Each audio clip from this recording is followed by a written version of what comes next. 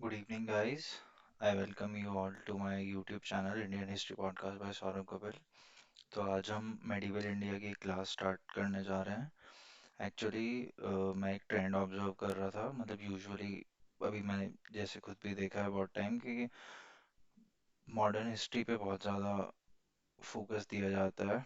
तो ऑलमोस्ट हर एक एग्ज़ाम में मॉडर्न हिस्ट्री आती है, तो इसलिए उस पे बहुत कंटेंट भी है और मिल भी जाता है और बुक्स भी हैं बहुत अच्छी अच्छी। एंड जो हमारा एंशंट इंडिया है, तो वो art and culture and literature से बहुत ज़्यादा कवर वहीं से ही हो जाता है। तो एक टेंडेंसी है आजकल थोड़ा नेग्लेक्ट करने की मेडिवल इंडियन हिस्ट्री। तो मैं इसीलिए जो हमारे यूट्यूब सीरीज पे वीडियोस रहेगी, तो मैं मेडिवल से that's why I am trying to start, so that के वहाँ से हम पहले मेडिवल कर लें, उसके बाद ancient या modern whatever and see feasible we will do that. So that's why आज से हमारी मेडिवल की फर्स्ट क्लास स्टार्ट करने जा रहा हूँ मैं, and which will B titled the rise of Islam and the caliphate. So the reason is कि राइज ऑफ इस्लाम क्यों पढ़ाना है मेडिवल में।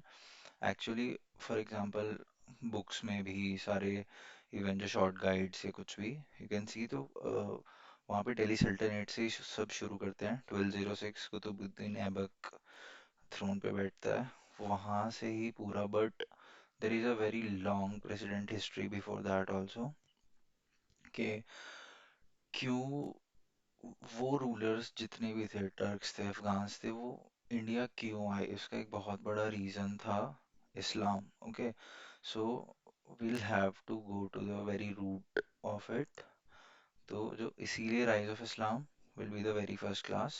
इसमें कुछ हम ऐसी थियोलॉजी या फिर वैसे कुछ हम डिस्कस नहीं करने वाले हैं, जस्ट एक ब्रॉड ओवरव्यू रिगार्डिंग के पॉलिटिक्स पे कैसे इफेक्ट उससे पड़ता है रिलीजन का। Okay guys, so this is going to be a very first class which will be the rise of इस्लाम।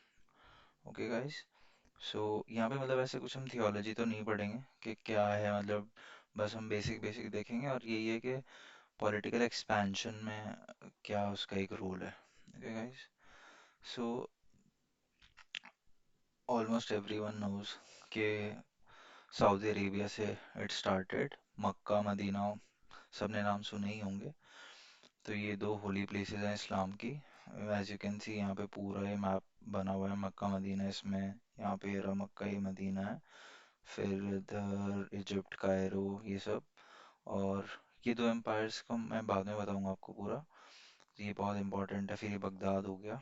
तो ये सब पूरा यहाँ पे कैसे ही यहाँ से शुरू होता है मक्का मदीना से, and then as you can see आज के टाइम में पूरा इस्लाम कहाँ कहाँ पे फैला हुआ है, तो वो पूरा हम इसमें कवर करेंगे almost. Okay guys, so moving forward, so like Islam शुरू कहाँ से होता है, ये एक बहुत बड़ा वो है कि कौन एक ऐसे, क्योंकि जैसे हमारा हिंदुइज्म है या और भी जैसे कोई रिलीजन है, तो वहाँ पे एक आपको प्रोमिनेंट फिगर एज सच वो नहीं मिलती है। जैसे यहाँ पे कि मोनोथीज्म है, जैसे क्रिश्चियनिटी में जीसस क्राइस्ट है, तो यहाँ पे ही लाइक मोहम्मद और प्रॉफिट सबने नाम सुना ही होगा। Like he is not Allah as like some people misconception होता है उनका। He is just a prophet, he is like a messenger. Okay guys, so start कैसे होता है इस्लाम, ये बहुत इंपॉर्टेंट है। तो सबसे पहले हम देखेंगे कि मोहम्मद प्रॉफिट जिनका नाम था, तो उनका बर्थ होता है 570 सीई में।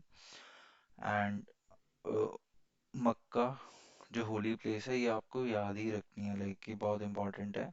यहाँ पे आप देख सकते हैं मैप में अरेबिया के इस्लाम का इसीलिए सेंटर रूट बनाया हुआ है मैंने।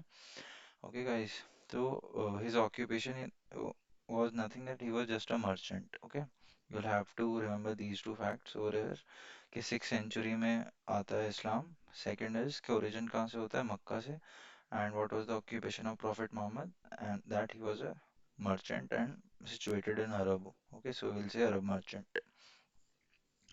So what exactly, like उनको क्या लाइक ऐसे हुआ कि जिससे इस्लाम प्रॉफिट मोहम्मद के थ्रू हुआ। तो there is a concept in Islam के मोहम्मद को अल्लाह से मैसेज रिसीव हुए कि यही कि this is our religion and ऐसे ऐसे you will have to propagate it to the people. Okay. And then उन्होंने खुद को सेल्फ आइडेंटिफाई किया।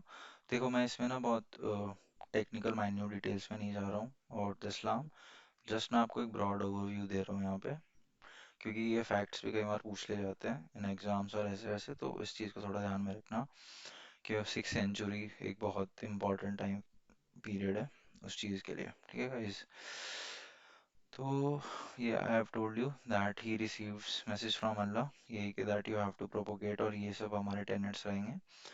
फिर ये एक इम्पॉर्टेंट है, इसीलिए कई लोग इस्लाम को क्रिश्चियनिटी और इवन जूस से भी एसोसिएट इसीलिए करते हैं क्योंकि वहाँ पे मोनोथीज्म और ये सब का कॉन्सेप्ट है जो इस्लाम में भी है।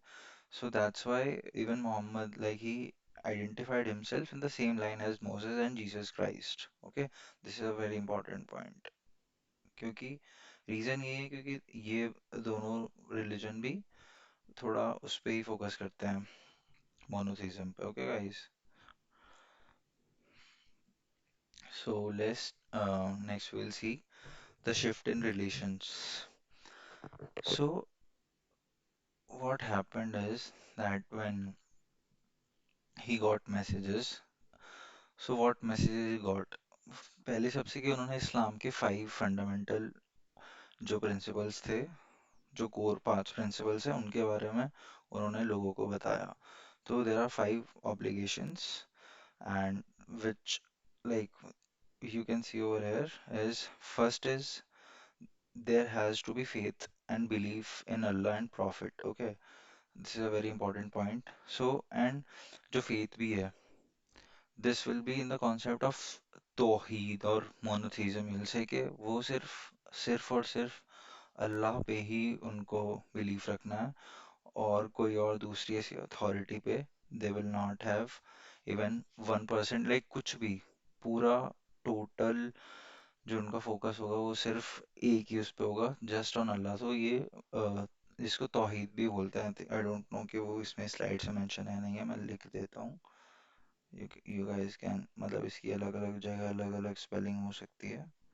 ओके, क्योंकि वो ट्रांसलिट्रेशन है फ्रॉम अरेबिक टू इंग्लिश, तो ये आप देख सकते हैं। तो वो तौहीद कुछ नहीं है, मोनोथीज्म ही है। अगर ये कई बार पूछ सकते हैं कि तौहीद इलाही भी बोल देते हैं कई बार, तो इसको याद रखना गाइस। ओके। सो देन वो ये कि 5 टाइम की नमाज पढ़नी है, ये हम सबको पता ही होगा कि 5 टाइम नमाज होती है। तो इनकी 5 कोर ऑब्लिगेशंस है। First which is faith, which I just told you कि वो उनको मोनोथीज्म में सिर्फ अल्लाह पे। दूसरा 5 टाइम उनको नमाज पढ़नी है। फिर there is a concept of wealth distribution जिसको ज़कात भी अगर आपने सुना होगा। Wait let me write it over here. Okay, ज़कात। Okay guys. सो ये ज़कात का कॉन्सेप्ट क्या है मैं आपको ये बता देता हूँ।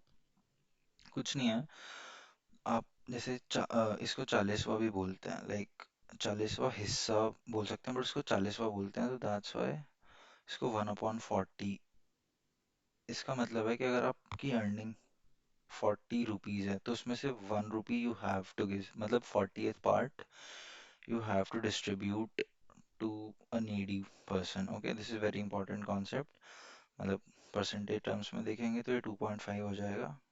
Okay, so 2.5% of your total wealth you have to distribute. Okay guys, this is very important point, क्योंकि ये ज़कात आगे चल के जिज़िया से भी रिलेट किया जाता है, तो इसलिए बहुत इंपॉर्टेंट कॉन्सेप्ट है ज़कात का। ओके गाइस, क्योंकि इसका पॉलिटिकल इम्प्लीकेशन भी है, इसीलिए ये सबसे इम्पोर्टेंट है।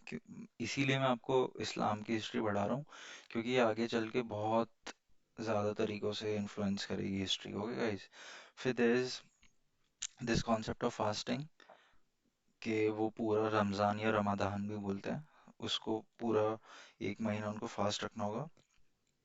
Then the last core principle is that उनको लाइफ में एक बार, if possible, they should go to Mecca.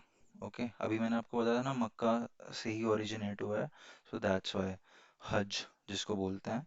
So these are the 5 core obligation और 5 पिलर्स या फिर 5 principles, whatever you want call them. तो ये बहुत इंपॉर्टेंट है, ये याद रखना है। वो 5 टाइम्स की जो प्रेयर्स होती है उनका अलग अलग नाम होता है, फजर और ये सब, उसका रखने की जरूरत नहीं क्योंकि उससे पॉलिटिकल उसका कुछ ना रोल है नहीं। ओके गाइस, जैसा आई ऑलरेडी टोल्ड यू कि वो ये कि belief in one God, monotheism है। देन हर एक रिलीजन की एक होली बुक होती है, जैसे हिंदुइज्म में भगवत गीता को आप कह सकते हैं। सो लाइक नॉट लाइक पूरा authoritative text, I am not saying, Hinduism में तो बहुत कॉर्पस ऑफ टेक्स्ट है, बट इस्लाम में यही है कि Quran is going to be the supreme authority, जिसकी इंटरप्रिटेशन ऑब्वियसली बहुत सारे अलग अलग तरीके हैं, जैसे हम देखते हैं इसीलिए शरीयत भी बना है। But we have to see that Allah और कुरान, ये मैं आपको बोल ही चुका हूँ कि यही इनमें फाइनल इंटरप्रिटेशन या फाइनल सोर्स ऑफ अथॉरिटी यही रहेंगे। ओके गाइस, सो इसका इम्पैक्ट और ये सब हम आगे पढ़ेंगे बहुत डिटेल में। These 5 obligations I already told you, that they have to pray 5 times, they have to fast during Ramzan, and they have to distribute alms, which I've already told you that it's going to be 1 upon 40, and this is going to be legal obligation on them. And then the pilgrimage to the Makkah once. Okay, guys. So, how Muhammad helped, like in the propagation of Islam? क्योंकि obviously ऐसा कुछ नहीं था कि वो preach कर रहे थे और ये वो, obviously उन्होंने वो भी किया, उन्होंने convert भी कई लोगों को किया, but that's not how Islam propagated। बहुत एक territorial expansion का एक बहुत बड़ा इसमें रोल है, and that is a main concern for this lecture। Okay, guys, so now we are moving on to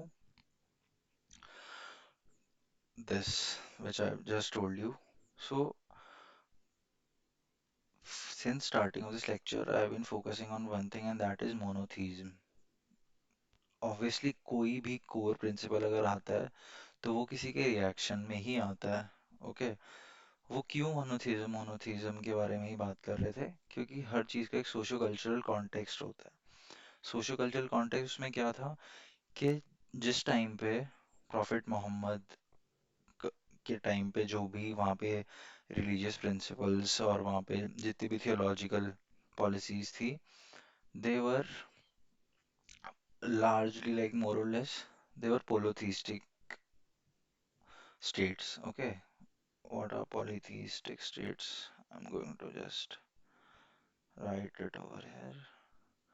So you can see poly means many, and theistic you can relate to gods। Okay, just like Hinduism is। So उनको ना pagan states बोलते थे। तो उस time पे वहाँ पे बहुत सारे लाइक सऊदी अरेबिया में और जो उनके आसपास का एरिया था वहाँ पे बहुत सारे पेगन अरब्स और ट्राइबल्स वी कैन से, बहुत सारी ट्राइब्स थी जिनके बहुत सारे उनके मल्टीपल गॉड्स एंड डीटीज बहुत सारे थे। तो ये एक बहुत इंपॉर्टेंट कॉन्सेप्ट जो आगे चल के भी चलता है इस्लाम में। दैट्स वाई जो टेम्पल ब्रेकिंग का पूरा कॉन्सेप्ट है और ये वही है क्योंकि वो मोनोथीज्म के बहुत सपोर्ट में रहते हैं और पॉलीथिज्म के बहुत अगेंस्ट में रहते हैं, इसीलिए वो वही ये लाइक जो इंसेप्शन हुआ है इस्लाम का वो वहीं से चलती आ रही है वो प्रथा। वो we will relate that to the Indian history when will go back, will reach there. Okay guys, so what happened now, I have just told you कि उनको अल्लाह ने एक मैसेज दिया ऐसे ऐसे कि these are the 5 core obligations और ये सब उनको बताना और ये कुरान में ऐसे ऐसे है, that is how you guys are going to conduct your lives. Okay, so when he preached these many like principles of Islam to the people who were following some other religion or concepts or whatever you wanna call it, तो obviously जो उस time पे वहाँ पे जो उनके chief होंगे या जो वो लोग होंगे जो ऑलरेडी एक एस्टैब्लिश्ड किसी परंपराओं को या ट्रेडिशंस को फॉलो करते आ रहे हैं, एंड कोई उसके बिल्कुल ऑपोजिट आपको बताएगा कि no this is the right way, this is the way you should be doing everything, तो वो वहाँ से थोड़ा इशू होता है उसमें, उन दोनों में क्लैशेस होनी शुरू हो जाती है। ओके, सो ऐसा माना जाता है हिज्र जो उनका कैलेंडर और ये सब वो भी है। तो जो कि 613 में उनको ये मैसेज आया था अल्लाह की तरफ से। तो व्हेन जब शुरू में उन्होंने वो सब प्रीच करना किया तो वो बहुत ज़्यादा मतलब वो ठीक था, मतलब शुरू में उनका बिहेवियर थोड़ा टॉलरेंट था। बट व्हाट हैपेंड जब उन्होंने जो पैगन की डीटीज थी, क्योंकि बहुत मल्टीपल उनके गॉड्स थे, तो Mohammad started insulting them. Like he started not paying like even like subtle respect to their gods. And so what happened, obviously जब आप किसी के गॉड का से बोलोगे तो वो ऑब्वियसली उनका एक रिएक्शन आएगा। तो दैट्स व्हाई उन दोनों में क्लैशेस होनी शुरू हो जाती है। मतलब जो पेगन चीफ्स या पीपल जो शुरू में टॉलरेंट थे, दे वर लाइक इट्स ओके, ये प्रीच कर रहे हैं पीसफुली, करने दो उनको। बट लेटर ऑन जब he started insulting their ancestors, तो उनको बहुत इस चीज़ का बुरा लगता है, फिर उन दोनों में बहुत ज़्यादा क्लैश होने शुरू हो जाते हैं। Okay, so what then the pagan people did, they put up trade embargo, because I told you he was a merchant prophet Muhammad. तो उन्होंने उस पर ट्रेड एम्बार्गो लगा दिया था उन पे। And embargo is nothing, it's just a kind of ban. Okay, and then Muhammad was publicly ridiculed also, कि ऑब्वियसली उनके रिएक्शन में बोला गया। और जो उनके स्लेव्स थे जो मोहम्मद को फॉलो करने लगे थे, तो उनको भी जो उनके जो मास्टर्स थे, पेगन मास्टर्स, उनके द्वारा बहुत उनको फिजिकल वायलेंस उन पे किया गया था after. Okay, so what happened जब इतना कुछ हो गया, तो what he did was this, I told you, कि जब 1613 में मोहम्मद को उनके वहाँ से मैसेज आए, तो obviously and I told you कि वो अपनी लाइन में अपने मौसेस और जीसस क्राइस्ट की लाइन में ही खुद को प्रेजेंट करने लगे। सो व्हाट हैपेंड कि उनका बहुत ज़्यादा लाइक यू कैन से कि ऑब्वियसली कि वो अपना प्रीच ही कर रहे थे, तो but later on they were persecuted by the pagan chiefs. Okay, this I told you कि उन्होंने, एंड दिस इज आल्सो कि हिस्ट्री जब हम पढ़ेंगे ना आगे, like even in MCQs this is going to help. Obviously mains answer writing और इन सब में तो it has a great value. So we can always divide our answers into like economic, political, social, and socio-cultural also we can say that. Okay.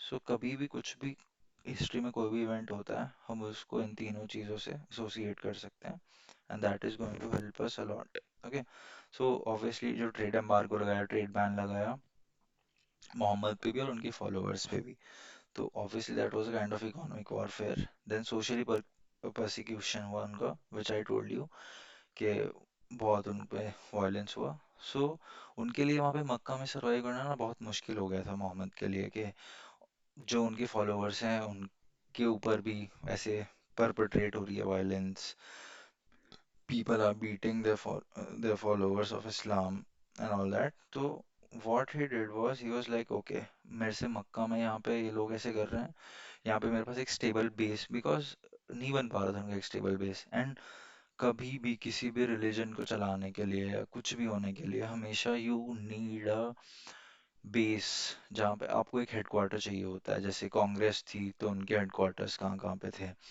Same आप देखेंगे शंकराचार्य और ये सब उन्होंने कहाँ कहाँ पे मठ बनाए हैं। तो हमेशा एक जगह चाहिए होती है कि जहाँ पे देयर इज अ प्लेस जहाँ पे लोग जा सके, क्या जहाँ पे वो देखे ना, जैसे अकबर ने इबादत खाना बनाया था, बहुत सारे पैरेलल्स भी है one history.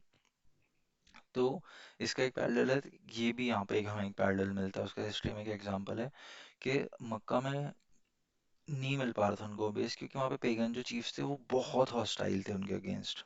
Okay guys, so they decided, जो उनका pragmatic डिसीजन भी था, it was like which I would say is a turning point in Islam history. So what he did, he now moves to Medina. Okay, and this is like that this is going to change Prophet Muhammad's life, Islam life, and everything is going to change just because of this. So what he does is 622 CE में, obviously because वहाँ पे उनका बहुत persecution हो रहा था, तो मोहम्मद और उनके कुछ क्लोज फॉलोअर्स वो मक्का से मदीना चले गए। इस इवेंट को ये बहुत हिस्ट्री में थोड़ा इसका रेलेवेंस है. So you have to learn this key term is हिज्र ओवर हियर.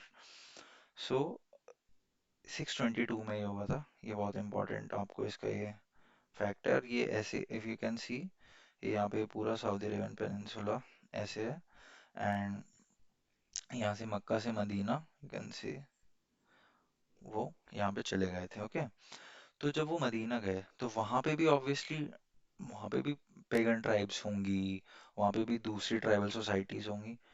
बट वो कंपैरेटिवली लेसर हॉस्टाइल थे उन किसके, जो मक्का में जो ट्राइब्स थी. तो वहाँ पे जूइश ट्राइब्स थी जो तीन, जो बहुत इंपॉर्टेंट है, जो आगे चल के हम देखेंगे.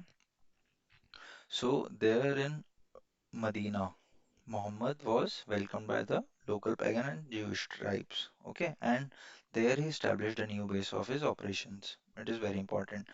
So, what he did, first of all, you can see over here, he formed an alliance.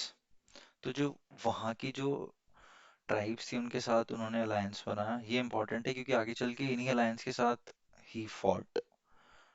Got it. This is very important. फिर obviously he was a merchant. Pagan के पास भी जो इकोनॉमिक था, तो they started raiding those the rival pagan merchants. This is very important. Okay. तो ये बहुत ऐसे हो गया कि फिर उन दोनों में क्लैशेस पहले इकोनॉमिक उस पे हो रही थी. फिर जब देखने लगे कि उन पे मक्का वाला जो पेगन ट्राइब्स था कि उनके इकोनॉमिक्स पे बहुत इफेक्ट आ रहा है और ऐसे वैसे, तो उन्होंने फिर आर्म सोल्जर्स भी वहाँ पे अपने पूरा ऐसे आर्मी उन्होंने क्रिएट की कि ताकि जो उनका ट्रेड रूट्स है उसको वो गार्ड कर सकें. This is very important. क्योंकि और ये किसके रिस्पॉन्स में कर रहे थे, क्योंकि प्रॉफिट मोहम्मद ने जो वो रेड करा रहे थे वो मर्चेंट से, जो पेगन मर्चेंट्स पे करा रहे थे. Okay guys, this is very important. This I have already told you कि वो मक्का से Medina, you can see over here. ये आपने देखा भी होगा कई बार, ये वाली जो फोटोज हैं ये मक्का पे हैं. ओके. सो ऑब्वियसली जब उन्होंने भी सोल्जर्स अपने उस पे गार्ड लगा दिए कि ऑब्वियसली कि अब हम ट्रेड रूट्स सेफ रखेंगे एंड इकोनॉमिक उस पे पूरा वो चल रहा था. तो obviously what happens now, what will happen, it will lead to a very major conflict. Very very major. And this is also another significant event that is going to change the course of Islamic history. Okay guys, so what happens, फिर होता है 624 में the Battle of Badr. Very very very important. Mark this guys. This is like जैसे हमारे यहाँ battle of Tarain और ये सब है ना, तो बैटल ऑफ पानीपत ये उतना ही इसका सिग्निफिकेंस है वर्ल्ड हिस्ट्री में, I would say. Okay. So what happens is, जो प्रॉफिट मोहम्मद के जो फॉलोअर्स थे वो पूरा उनका एक गार्डेड कैरावा चल रहा था पैगन ट्राइब्स का, जो मक्का वाले थे. Okay guys. तो उनको इन्होंने बहुत लाइक एक फिरोशियस वे में उन पर अटैक किया. एंड उसमें क्या हुआ, वो जो थे और they were like heavily guarded, but still in जो मुस्लिम्स हैं ये उन राइवल जो पेगन ट्राइब्स थे उनको हरा देते हैं, पूरे मर्चेंट कैरावान को. भले ही वो गार्डेड थे फिर भी. तो it is a very very like major battle in the Muslim conquest of Arabia. Okay guys. अब ऑब्वियसली के उनके पास ऐसा कोई आर्मी नहीं थी प्रॉफिट मोहम्मद के पास. सो व्हाट लेड कि जिससे लोग उनके लिए लड़े. तो इसके लिए जो बहुत इंपॉर्टेंट चीज़ है कि जो मोहम्मद थे उन्होंने जो उनके फॉलोअर्स थे उनको ये कहा कि अगर आप इस्लाम के लिए लड़ोगे, so you are going to get the paradise in the after life as well. कि आपको मरने के बाद आप जो उसमें तरन्नुम या जैसे स्वर्ग बोला जाता है, जैसे अब भी आप थोड़ा इसको एक टेरिस कॉन्सेप्ट में 72 हूर वाला कॉन्सेप्ट जो बहुत ऐसे सोशल मीडिया पे भी चलता है, कि वो वाला है कि अगर आप उसके लिए मर भी जाते हो तो आपको ऊपर जाके 72 हूरें मिलेंगी. तो this was the motivation, this was the incentive which the Muhammad promised to his followers, that even if you like get martyred in this, so you are going to get the paradise after your death. Okay, guys, this is very important. So, this I just told you that better of birth कि उन्होंने heavily guarded मक्का merchant caravan पे किया. And remember this, the merchant caravans were given option that either you have to convert to Islam or obviously otherwise they are going to get killed. This is very important. फिर वो ऐसे से चलता है, फिर वो ऐसे ही इतने उनके फॉलोअर्स बढ़ते जाते हैं और ऐसे वैसे. सो मदीना के जो चार उसके आसपास का जो एरिया है, specially the area north of Medina, वहाँ पे भी अपना पूरा ऐसे एक्सपेंशन करते हैं. इसमें जो बहुत इंपॉर्टेंट भी पॉइंट आएगा कि जो ट्राइब्स ने उन्हें वेलकम किया था उनके साथ ही चल के उनका एक बहुत बड़ा वॉरफेयर होगा. Okay guys, so here we can see as जैसे जैसे उनका इन्फ्लुएंस बढ़ा प्रॉफिट मोहम्मद का, तो जो उनका अलायंसेस था, जो तीन जोश ट्राइब थी, ये बहुत इंपॉर्टेंट है. Wait let me mark them over here. You can see, if you can see these three tribes, Banu Qaynuqa, Banu Nadir and Banu Qurayza. ये बहुत तीनों ये जूइश ट्राइब्स थी जो बहुत इंपॉर्टेंट है. अब क्या हुआ, इनके साथ अलायंस था, बट ऐसे से जब इनका क्या हुआ कि एक्सपेंशन करते जा रहे थे, तो ऐसे ऐसे कौटिल्य की जो वही है पूरी हमारी जो नीति है, वही यहाँ पे भी देखते हैं हम प्रॉफिट मोहम्मद के उसमें, कि जब उन्होंने देखा कि वो स्ट्रांग हो रहे हैं, तो उन्होंने उन्हीं जिन ट्राइब्स के साथ उनका अलायंस था उनको ही उन्होंने एलिमिनेट कर दिया. ओके, तो ये बहुत इंपॉर्टेंट है इन तीनों ट्राइब्स का नाम, ये प्लीज याद रख लेना. ईयर भले ही याद ना हो, बट यही है कि आपको इनकी हिस्ट्री पता होनी चाहिए. Okay guys, this is very very important. After के जब वो बढ़ते गए मदीना के चारों तरफ, one people started joining them in large numbers, तो इस्लाम का इन्फ्लुएंस भी बढ़ता गया, and the total number of people who are following Islam's, they also like expanded in a, like, I would say they multiplied in millions. Okay, so obviously ये पूरा एक ऐसे Bollywood movie की तरह चलता है कि सबका बदला लेगा रे तेरा फैजल, कि वो घूम फिर के वहीं जाता है कि उनको मक्का से जब उनको जाना पड़ा था, जब उनके साथ उनको पब्लिकली ऐसे उनका मॉकरी किया जा रहा था, रिडिक्यूल किया जा रहा था, तो व्हाट हैपेंस कि अब उनकी स्ट्रेंथ बढ़ चुकी है, फॉलोअर्स बढ़ चुके हैं, सब कुछ, तो now they go back to Mecca. This is very important कि फिर से जो हमने देखा था गाइस कि हिज्र में वो मक्का से मदीना गए थे. नाउ इन 630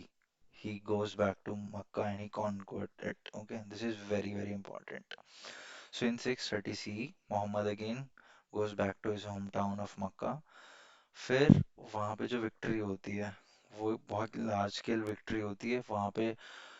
लाइक जो उनके जितने भी डीटीज थे, जितने टेम्पल्स थे, जितने आइडल्स थे, उनको सबको डिस्ट्रॉय किया गया. एंड ऑब्वियसली जो मैंने आपको पहले ही बताया था, that surrender was accepted only on the condition of conversion to Islam, के अगर वो इस्लाम में कन्वर्ट होते हैं तो ही उनको सरेंडर करने दिया, अदरवाइज उनको टोटली एनिहिलेट किया जाता था, बिल्कुल मार दिया जाता था. Okay, this is very important point over है. फिर वो ये कि वो आसपास के भी फिर एक्सपैंड करते जाएंगे.